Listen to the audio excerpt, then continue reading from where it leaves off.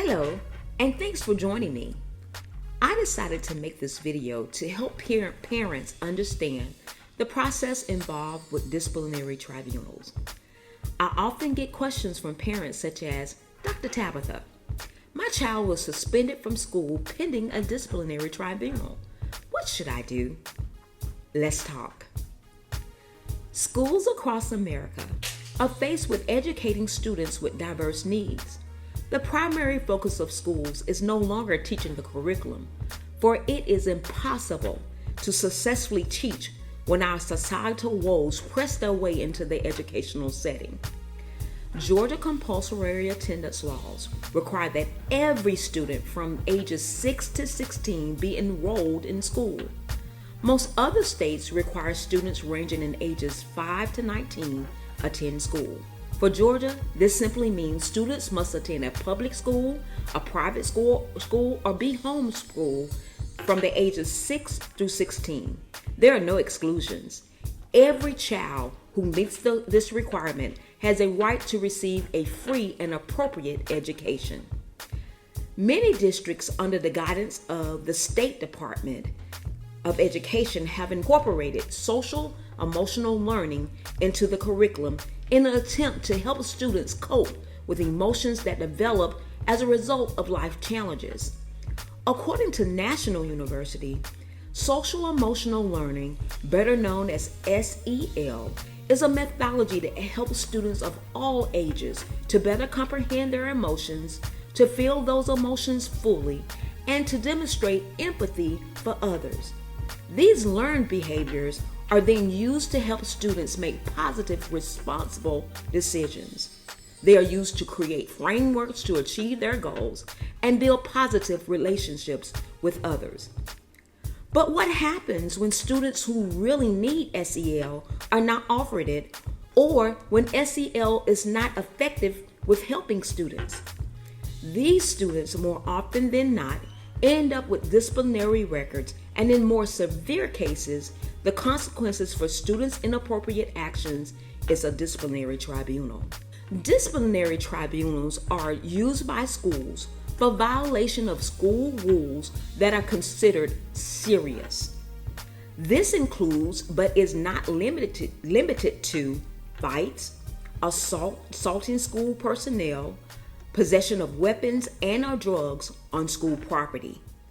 In Georgia, school administrators use tribunals when they want to suspend students beyond a 10-day period. Parents must receive written notification about the hearing on or before the 10th day period. The letter usually comes from the superintendent's office. Tribunals are informal hearings conducted by school personnel. The school presents its case against the student and makes a recommendation for the consequences. The tribunal panel usually consists of 3 or 5 faculty members who decides the student's guilt or innocence of the charges. If the student is found guilty of the charges, the panel can follow the recommendation of the administration for consequences, or the panel can also revise or recreate the terms of the consequences. What should parents or guardians know before deciding whether or not to attend a tribunal? These are Tabitha's important points. All students have a right to due process. What does this mean? Whenever a student is deprived of his right to an education because of disciplinary actions such as suspension, expulsion, the student is entitled to due process. The right to due process includes the right to be notified and the right to a fair hearing prior to assignment of long-term suspension or expulsion. Parents have the right to waive the hearing process and admit guilt. When this takes place, parents give up the opportunity to appeal to the local and/or state school boards. Not attending the hearing also denies parents a chance to hear or examine the school's evidence. When parents waive the hearing, it is considered an admission of guilt. the tribunal must still meet to decide whether or not to accept the school administration consequences or assign other consequences. Parents need to at least consider hiring a lawyer, especially when legal charges are involved. Parents should ask about other options to long-term suspension, expulsion, or long-term placement in alternative school.